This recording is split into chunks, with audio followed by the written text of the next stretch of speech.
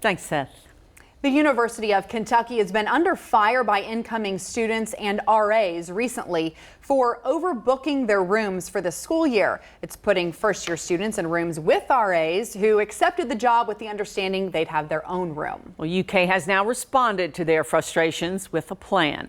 Claire Kopsky has the story. A battle for beds. That's what's going on at UK weeks before a new class of students is ready to move in.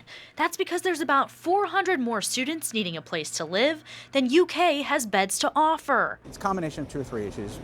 One is record first year enrollment, so we're going to have about 200 to 300 more students this year than we had last year. Record number of students who were here last year that want to come back and live in residence halls again, so almost 2,500 students.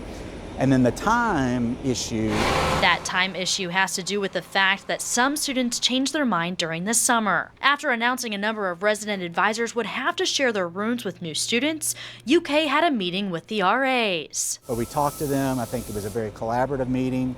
And ultimately, I think, arrived at a resolution that they understand and that they feel like they can work with us on. But resident advisors aren't sold. They say this change in job description inhibits them from doing their job. In a statement, one concerned RA said, "As resident advisors, we find the situation to be untenable for our residents. Resident advisors are given single rooms for one primary reason: to create a space for residents and their resident advisors to talk privately and with anonymity." We provided some additional incentives, which some additional pay, free laundry service, and some special events throughout the year that we'll work on the RAs with. While they say the incentives are helpful, RAs say it doesn't change the issue.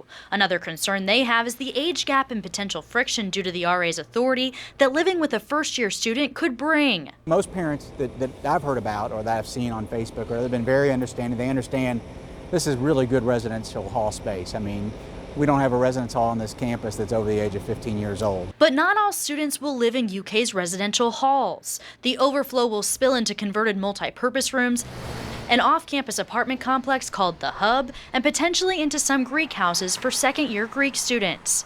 It's an ongoing issue UK says will be resolved this week. In Lexington, Claire Kopsky, LEX 18 News. Now, in addition, there are nearly 100 Bluegrass Community and Technical College students living in UK dorms. The contract with BCTC to house some of their students each year has no end date. Now, some are arguing that those spaces should go to UK students only.